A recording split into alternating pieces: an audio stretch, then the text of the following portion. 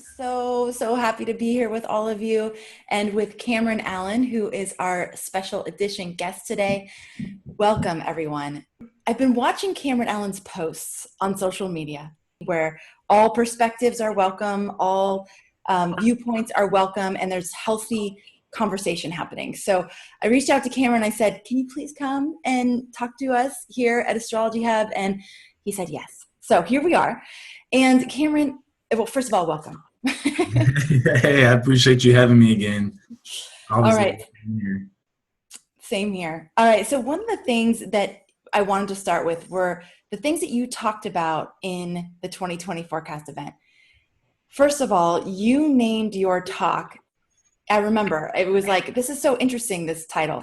It was The Year It Happens was the name of your talk. So can you talk to us a little bit about why you said that and your process around naming that talk as well? Yeah, definitely. So, I mean, just from stepping back from just my personal process and like me being me, I definitely feel like I would just be in my meditative space and I always refer to the astrology either before or after I do meditations to see like what that moment is trying to bring me. So just going deep inside of my own like intuitive knowing and intuitive being, I was just getting this message of the continuity of time and like how past, present, future, how they're all connected. So me bringing that to the world is just like the year it happened. But also, I don't know if I made it like very clear, but it's like things have already happened to make it happen, and things are going to happen because it happened. So like even when I was talking in the forecast about time and it being spiralic, you know, that's why I was saying like this is the year it happened, because we're gonna focus in on it, but things have already occurred and things are gonna happen forward from it. Yeah, so I mean that's a little description of it, even though it feels very nonlinear to me. And like I was telling you, even bringing it to the world in that way, I was like feeling like, should I do it? And it's like, no, this is how it needs to happen. Like I just kept getting that call. And do you think that we know what it is yet? Or do you think that that is also unfolding? It's definitely unfolding, but the it, from my perspective, was so for me, like bringing that, I have my Saturn is at 19 degrees Capricorn, my Mercury is at 20 degrees Capricorn, and my Venus retrograde is at 21 degrees Capricorn. So it being, yeah, all the planetary nodes that were being activated in that conjunction, and there was an eclipse right there. That was what the it was in my perspective. But now, you know, moving forward, I see more of what it is. Okay. Now, one of the other things that you said during that event was that not only would we need to become comfortable with uncertainty, but that we would actually need to figure out or get to a place where we feel safe in uncertainty. So Can you talk about that for a sec? Yeah. So, and yeah, I was telling you earlier about how I definitely was feeling some type of way about bringing that message. But, you know, so whenever the North Node is in Cancer, I always look at, you know, the North Node as a perceived projection of moving forward. And Cancer is about emotional security. And in evolutionary astrology, the moon represents our emotional identity. So if we're referring to the North Node in Cancer and how fast that moon is moving, just that simple fact, it's like, if you want to be certain about what you're doing moving forward and the moon keeps moving, you're going to feel so many different types of ways throughout every single month what it is that you need to do moving forward.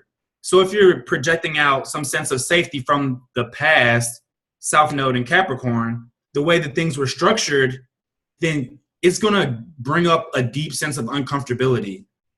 So with that awareness, we can move forward and just say, I emotionally identify with what is happening right now in this moment, and I don't necessarily know what's happening moving forward, so that we can create security from within instead of projecting out safety from something that we think might happen when things are being destructive and deconstructed back in Capricorn with the South Node. Cameron, I had such a download about that same exact idea today, actually, because part of what I've noticed is that, oh, I'm sorry. I have little munchkins around. I have munchkins with really noisy bracelets. Can you please take that off? Little elves, maybe. Okay. So what I was feeling is that this need to know, that this need to have a story that we understand is a trap. And that if we are attaching ourselves to some story that's helping us make sense of everything that's happening, which on so many levels is, Sophia, I'm sorry, I'm live and you're making a lot of noise. Can you please just go over there for a while? I'm sorry, you guys. Oh, you should see her face. I wish she would come and show her face. Okay, this is what it looks like to be working and homeschooling. Okay. Uncertainty, right? Like, yes, exactly. Yeah. Okay, I'll make you breakfast after, I promise. They woke up early today. Okay, so what I was saying is the need to know, the need to put a story with it, the need to be able to make sense of it is a trap for you. It's not, it's a place where we can get stuck. It's a place where we can, because if we're clinging onto it and then the world starts to reflect something different that throws off our concept of what's happening, it's a downward spiral, and it's definitely a place where we can get stuck. So I was thinking about that a lot, and how it really is, can we bring ourselves into this moment? Like, where are you right now? And a really amazing thing happened to me. So I was on my walk this morning and I didn't hear any birds for the first, like, I don't know how long, because I wasn't paying attention. I was very much like in my mental process, right? All of a sudden, I got to a point in the walk where I could hear birds. And I was listening to this like classical music on my headset. And I thought that maybe they had like dubbed in bird sounds, you know how they do that. And so I was like, wow, I didn't notice that there were birds on this music track. And then I took the earphones out and I was like, oh no, those are the actual birds. And I'm just now hearing them because I've just now allowed myself to get present. And so I am thinking that a barometer for all of us is, am I aware of the environment around me? Do I feel the way the air is on my skin? Can I hear the birds? Or if it's not birds, can I hear the sounds in my environment? And that, you know, is one of the things I do to get present before any meditation is like, okay, feel the ground beneath my feet, which is what you told me to do before we went live. Feel the air on your skin, smell the smells in the environment.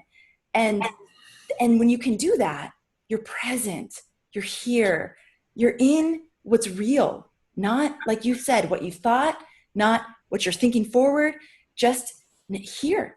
And this is really, truly at any time, the only thing that is real. It's the only thing that we have.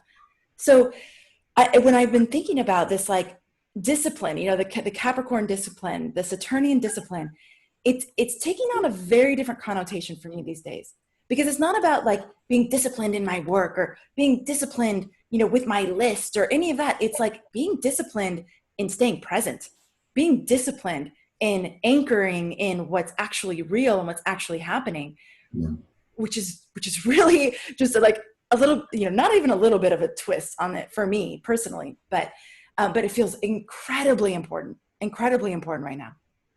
Yeah. And I even feel like it highlighted something really important that I feel like I've been thinking about and talking to people about pretty often within the past year or two.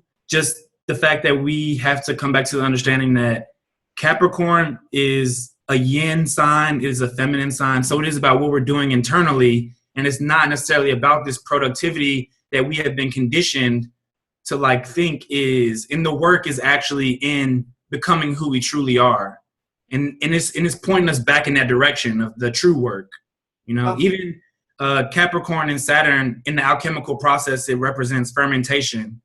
And with fermentation, there's like two steps to fermentation. The first one is the rotting away, which is the purification process. Purification process. And I was listening to this guy, Paul Foster Case, and he says the purification is the loss of this false interpretation of life. which is necessary in order for the true interpretation to be found. So it's like you were saying, like, it's like we think about productivity, and then the putrefaction process is like, no, that needs to rot away. That's not what this is actually about. The true meaning of life or productivity or finding ourselves or having ambition is to find who we are in the great work. Oh, and what is the great work, right? So, yeah. There's so many different interpretations of it. I actually spent like one whole month of my life looking through like different alchemical texts and finding what the great work is, which is they call the magna opus. And yeah, understanding that we are greater than our sense of self, lowercase s self, and that we are a capital S self, and we're all in it together, and and we're all one, even though we all are definitely having very different experiences in this process, and that's something big I've been tuning into. I was talking to my friend Erin, she's an astrologer as well out in Oakland, and she was talking about how like a lot of people are saying like we're all one and we're all in this together, and I'm like, that's beautiful and that's true, but a lot of people are having vastly different experiences. There's people who feel comfortable and they're getting downtime, and then there's other people who are like losing their businesses and like losing family. So it's like being aware of that whole spectrum is so important. That spectrum awareness is so important right now. I feel you. And a beautiful mom in our inner circle posted, I think it was yesterday, hey, I feel bad for feeling guilty about the fact that, this for me, she has two small children at home. She's like, this is not relaxing. I have no space anymore. I have no downtime anymore. Anyone who has children the children would go to school, you have like that little in-breath where you can relax and regroup and do your thing and then meet the kids again after. But she was feeling bad about it. Yeah. And I think what you're saying is so true. Being aware of the spectrum of experiences, being aware that on many levels, and tell me if you think this is true, and those of you listening in too, I was feeling like it's almost as if whatever your fear is it's playing out on some level. So for some people, it's the fear of death. For some people, it's the fear of losing their work and their income. For some people, it's losing any sort of like freedom of time and space. For some people, it's losing autonomy and the ability to make their own decisions. But on every level, it's this fear that's inside of us that puts the power outside of us. It puts our happiness outside of us. It puts, and this is mastery work. Like, this is not easy. Like, this is like, being able to get to the point where we are not at the mercy of any of those tides. And the fact that it's not easy, and the fact that all of this is in Saturn and in Capricorn and with Pluto there, it's like, that is the invitation though, on so many levels. That is the invitation. And I've just been paying attention to like the judgment around whose fear is right or wrong. It's like, does it matter? Like, really, does it matter? It's all fear. Like, and not that there's judgment on the fear either. It's like, it's all fear. Let's just like be neutral about the fact that it's fear and it's playing out. So I see you shaking your head. Tell me what you're thinking. Yeah, I mean, everything you're saying is just hitting so many points in my mind and what I've been reflecting on, and even just going back to the very beginning where you started, like someone's talking about guilt in evolutionary astrology. Like guilt actually corresponds to Capricorn because it is about judgments and like what forms judgments in our reality, and also it's about authority. Like, who told you that feeling bad, like not wanting to have someone that's taking up all your space and time away from you where you have no space, like what makes us think that we should feel guilty about not having our own space? Whether it's our children, whether it's our partner, like that's something that was made up. That was a boundary that was put around our consciousness, and that needs to be broken away. So it needs to come up and we need to see it, right? So all those things, that's one big thing that you said that stuck out. Also the neutrality. So I'm currently in Kundalini teacher training, and in tantric numerology, we're in a 4-year because it's 2020. So we're in a 4-year. The 4-year is the neutral mind. It's the mind that's non-discriminating. It's flexible, and it can see all sides and angles of it, right? But in negatively aspected, it's judgmental, it's rigid, and it intellectualizes things too much. So just knowing that in and of itself, we can move forward in such a more harmonious way through knowing that it is a 4-year, and that is something that's happening in reality itself. That's not something we have to listen to the news and tell us this thing, oh, this is what's happening today, and then it might change tomorrow, which, by the way, being wishy-washy energy is also a negative aspect of the neutral mind. The neutral mind is just, I see all these things, and I'm here now.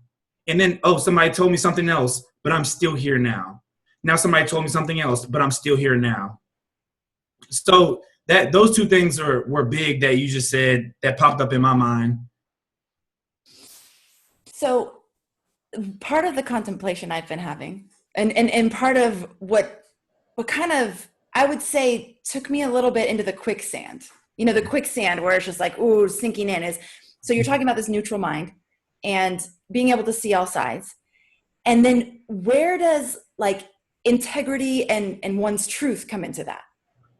And so there's this like, and what you just said, I mean, and I'm here right now, okay, information, and I'm here right now. I can see that being super helpful. But any thoughts on that? Because I think that was part of the like, oh, this is interesting.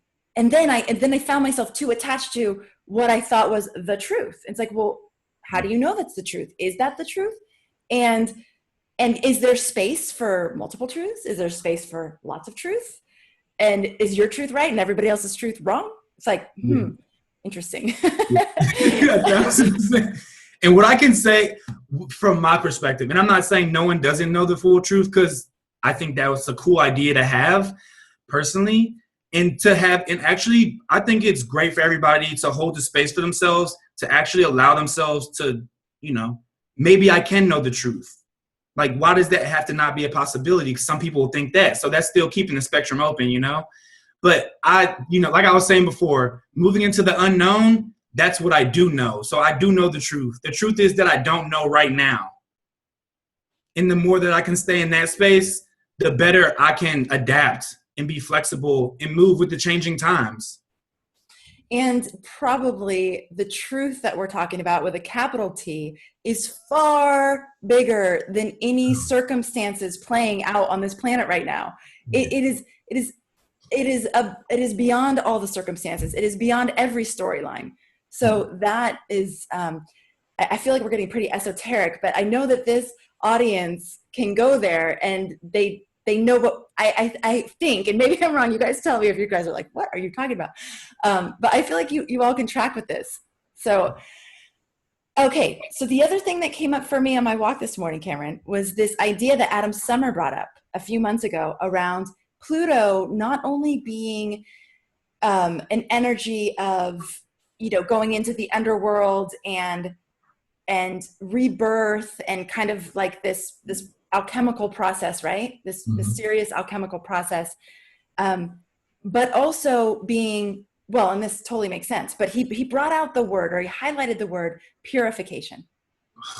Purification. And something you said earlier feels really important. The guilt, the beautiful mama in our circle, and her feeling guilt. And then it's just like, well, why is feeling guilt bad? Like, why is there judgment around that? And just acknowledging the guilt. And in that process alone, you're already starting to purify and remove yourself from the entanglement of that thing. So if it's guilt, whatever it is. So speak to that a little bit more. I'd love to hear your thoughts on that. Yeah. Which, and all the times when I talk about things that even seem esoteric, I'm like, well, it's not really esoteric necessarily for me anymore. The thing is, even when he was saying purification, like I was talking about putrefaction, which and that's like one of the processes of fermentation. But what do we get from the putrefaction is really spirit. That's what we get from it. So that is the putrefaction, which we see as like we're like, if we're highlighting the rotting and the dying of things, then that's one way to look at it. But if we understand that process, really what's happening is we're being left with just pure spirit. And the things that weren't needed and necessary, they go away. So, that's going to happen with our psyche, or even like you were saying, even taking a step back and thinking about Saturn and integrity. What does our integrity need to look like? Maybe the structure of that is changing. Maybe the way I am this way, right? That's crystallized. And now that we're moving forward into the unknown, we don't know that that's necessarily us anymore. So Saturn, it is still about adaptability. If things are too rigid, they don't work. They don't work. Everything has to bend and sway. Even trees that are the strongest and the tallest, they sway like crazy. And that's how they keep their structure. They have integrity, but they can still sway with the changing of things and the changing of time. Beautiful imagery. Thank you. It's much more beautiful than the imagery I'm going to bring up, but it's equally beautiful because so my husband, my former husband, he's an ex-professional baseball player turned farmer, kind of like you, ex like football player turned astrologer. It feels like as much of a leap, but so he's helping us with our garden. So he's teaching me about all of these things, and he showed up this weekend with a wheelbarrow full of horse manure to throw onto our vegetables. And he said, when it's fresh, it's too acidic and it will burn the plants. So you have to wait like 7 months, and then it's full of all the nutrients that you need, and it's the right consistency, and it feeds the plants. And so one of the things that's really standing out for me in everything that you're talking about is how much we can learn from nature right now, how much we can learn from natural processes and what nature tells us about life and death, and how we're a part of that. We're not separate from that. We are it. Yes. So, yes. Yeah, I feel that so much. Yeah. And connecting back to nature in the way that, when I say connecting back to nature, it's twofold, or there's multiple layers on it. Connecting back to nature in the sense that going out in nature and connecting, but also connecting to the realization that we are nature. And even just on a very simple level, like I've said this to some people and they found it to be an unpopular opinion, but what have we been doing with the rainforest and the lungs of the planet? The lungs of the planet have been being destroyed. And now we as humans, which are cells essentially in the greater understanding of what planet Earth is, we're having respiratory issues. So just that's so simple, like connecting back to the truth that we and Earth are one and the same. We belong together. Okay, I'm going to read something. Yes, that Stephanie said. In February, before all this, I heard Cameron use the words necessary adjustments many times in his new moon forecast. Ever since, I have heard so many people talk about how they're adjusting to this new norm.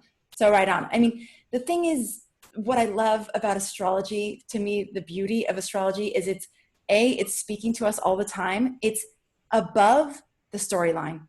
It really, and that's why the 2020 forecast trips me out so much. And I know I've been doing this for like 5 years. I should be, maybe at this point. No, I'm going to celebrate the miracle of it forever. So is that the words of wisdom that you all shared without knowing what was right around the corner are as relevant today as they were then, and even more so. And it's all from just tuning into the energy and tuning into the broadcast of the universe that we have access to at all times. So they're speaking to us and there's messages for us. Even today on my walk, these walks are like really fruitful for me. That is a discipline. Like I need to do those as often as possible because of where it puts me, it puts me in this place, in a place that's anchored in the truth. But I was looking at the moon and noticing how it's reflecting the sun's light, and how even in the darkest of nights, like, when we don't see the moon, the light of the stars is even brighter. Like the light is always there. It's always there. And then I was watching how the whole world was waking up with the sunrise, and how the light just floods everything all the time. And so even when it feels dark, even when it feels like hopeless, it's never hopeless. Oh, the other thing I was noticing is the discipline of the birds. They get up every morning and they sing. They get up every single morning and they sing to that sun. They don't miss a day. They don't, and it's like, oh, okay. Like, thank you. Like, thank you for teaching me and showing me. Mm-hmm. Yeah, I feel that so much. Yeah, that's so real. I love that. Appreciate that. All right. There's a few other things that have been a part of your contemplation lately that I think it'd be really, really powerful to bring up.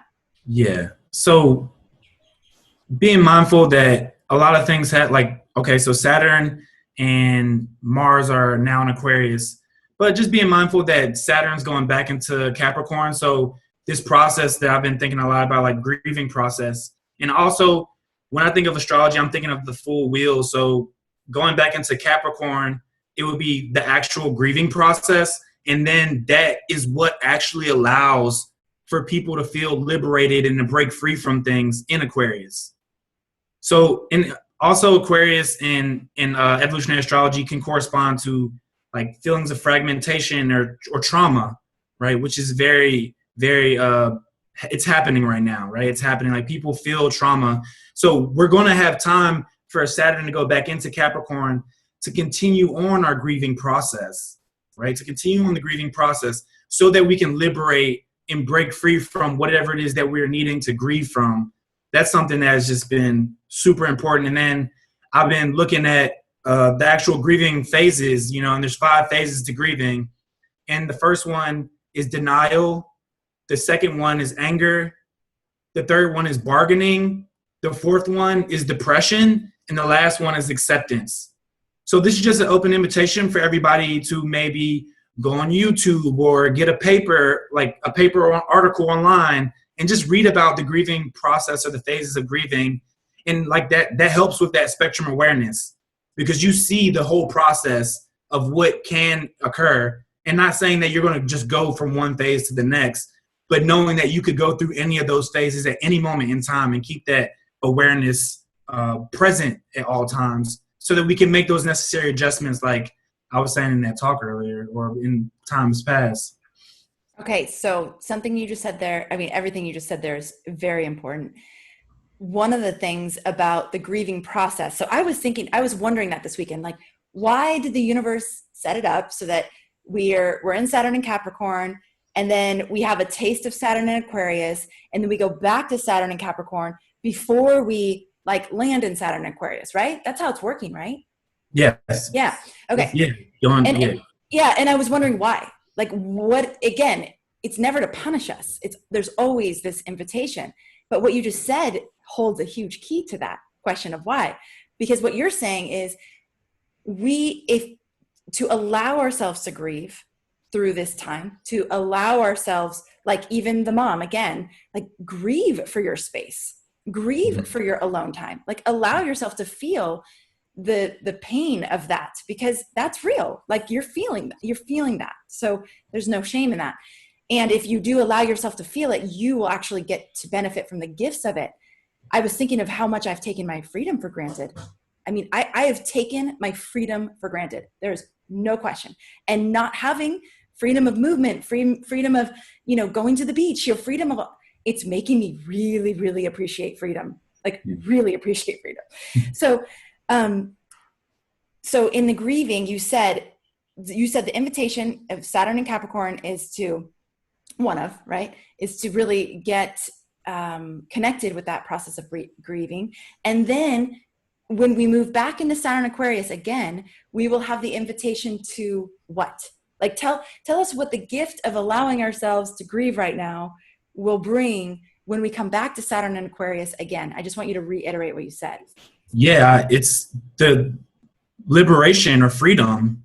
Yeah, that's why I look at it. Because, even just in the process, like if I lose someone and I grieve that, like I feel liberated from the grief. And also I feel liberated because that's a process of life and I have to understand that. And that's why the last phase of that is acceptance. accepting what is, and then it's still taking it even all the way back to not knowing, like the unknown moving forward. We can break free from the way that we thought things should be, the way that they were crystallized. So that's what it is liberation from all those things. The things that, thought potentially were keeping us together. And it's like, well, that wasn't keeping us together, because now that we don't have it, we're not together. Or, so just like those realizations, they're just, the aha moments of those things. It's like, so what actually keeps me together, right? I have to grieve and let go of those things that I thought were keeping me together so that I can liberate and have this elevated perspective, which is totally Aquarian, and then move forward with that new elevated perspective and objectivity. So what actually is keeping me together? Really, really powerful contemplation right there for everyone. Okay. And I think there was another thing that you've been walking with that you felt important to share today. The hyperpolarization. And then also just thinking about, because evolutionary astrology, they correspond patriarchal energy and conditioning to Capricorn. So in these times, like you were saying before, people are like thinking that their truth is right or this truth is right. That's such a big thing right now. Where is your power, and what are you projecting power out on other people? Because that's what patriarchal energy is. And a lot of people say that they're for dismantling the patriarchy, but now that things have happened and fear has sprinkled itself everywhere, we're projecting our power out onto other people, which is the simplest form of patriarchal energy in and of itself. So we have to be mindful of where we're placing our power. Is it internal, or are we projecting it out and like trying to force other people to think that they should take vaccines or you shouldn't take vaccines, or, all these things that are potentially happening moving forward. And even that, like, that's thinking so far forward. And we're just like, it shows how much we don't feel like we're in control. Because we're like, in 2 years, you better do this thing, you person that I don't even know and I'm talking to on social media. Like, so we have to stay very mindful of that. Very mindful of that. For sure. I mean, I think that is where these certain stances about what all of this means and how it's going to play out. Again, what I'm seeing is, for the most part, only the fear projections are the ones going out into the future. Like I've heard definitely people holding other visions for the outcome of this. Totally. And I continue to come back to that power of our imagination, and how in many ways we've allowed it to be hijacked by other people's visions of what the future looks like. And so much of that happens through the movies and the media and the things that we expose ourselves to for entertainment. But if you think about the visuals that are implanted, and then in a time of stress, in a time of fear, we just like, oh my God, I saw it in a movie. This is exactly what's happening. It's like, well, no, it doesn't have to be what's happening. We are participating in that process. And so I've seen a few times, for me, in meditation and like in contemplation, there's a lot of visuals. And I've seen like taking out kind of like black gunky stuff that isn't mine, that is just there, by the process of being a human and being alive and whatever I've allowed myself to be exposed to. But how important it is to extricate ourselves from the things that aren't really ours, and to be aware of what is and isn't ours, to carry forward into a new vision, a new whatever. I think it's really, that's another discipline.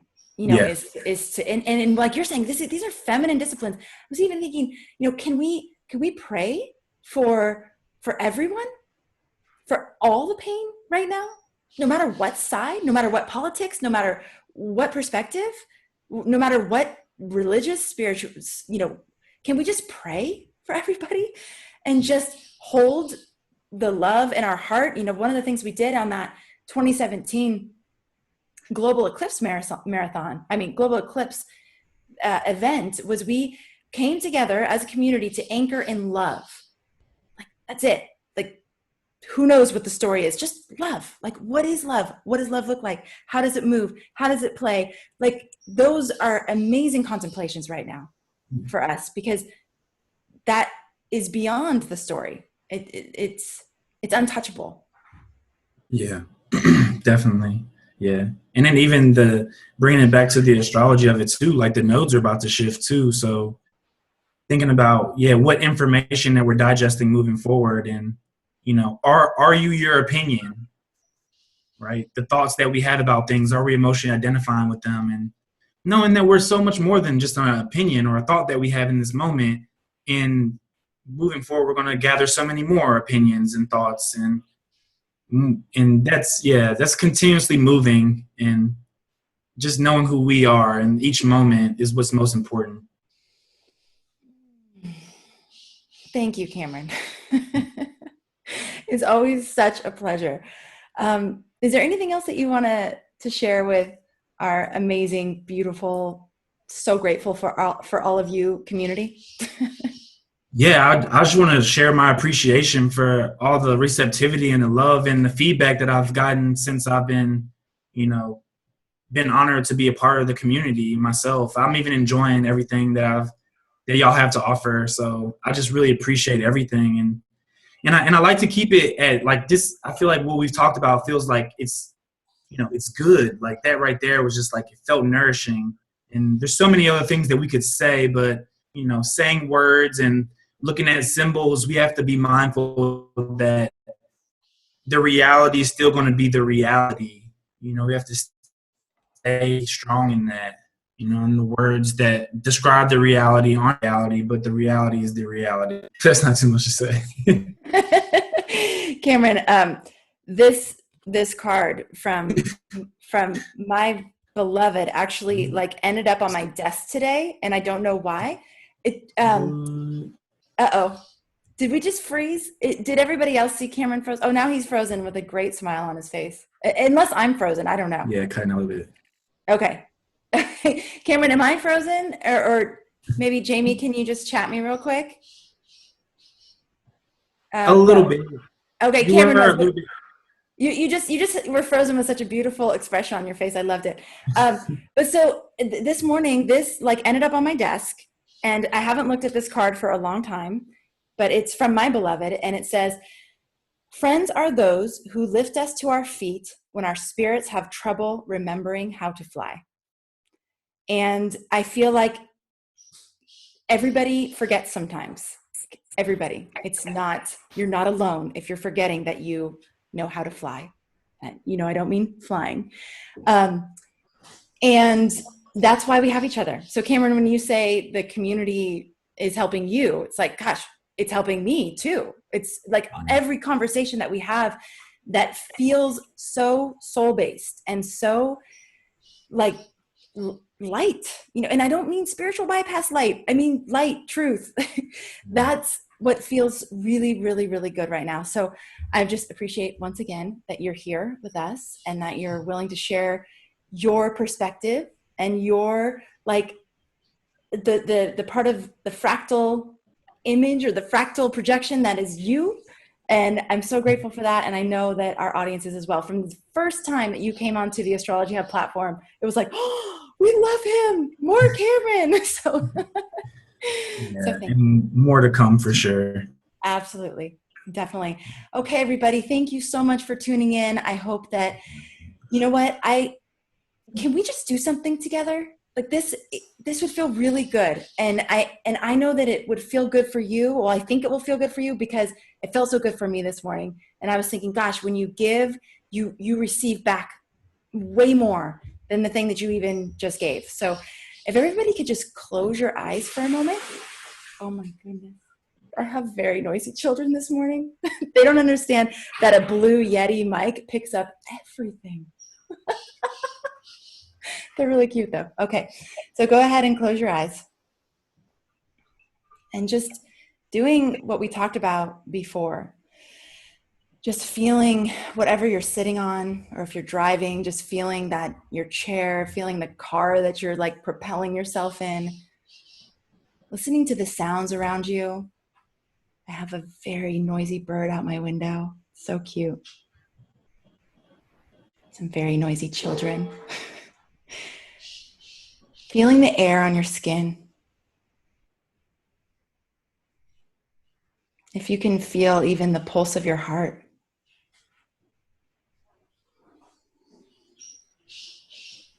Smelling the air in the room.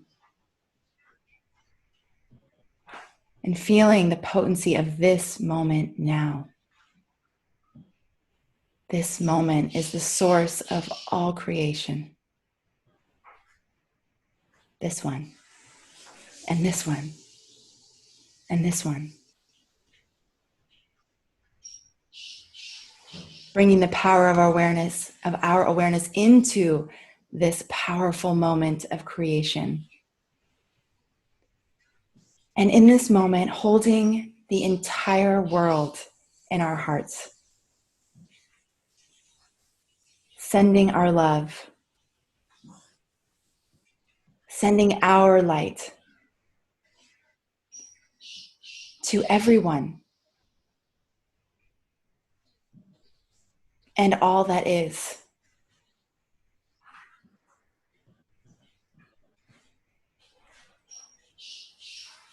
No matter where people are at in their journey, just simply sending love.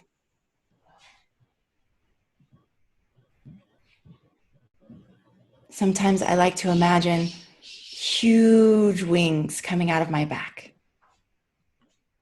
So do that right now. Just play for a sec. Imagine these huge, huge, huge wings coming out of your back. Imagine yourself flying all over the planet. And from those wings, just dropping hope and love and forgiveness. Dropping light and love. Sprinkling down from those glorious wings.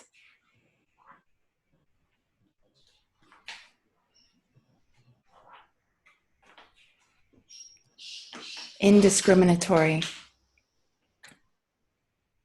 for everyone and for all. Let's all just take a nice deep breath together. And exhaling.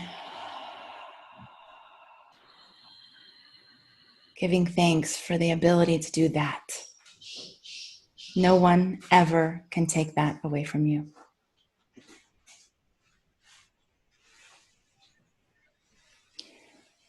And when you have brought your awareness back into this moment, listening once again to the sounds around you and the support under your feet, go ahead and wiggle your fingers and your toes. And if you have your eyes closed, open them now or when you're ready.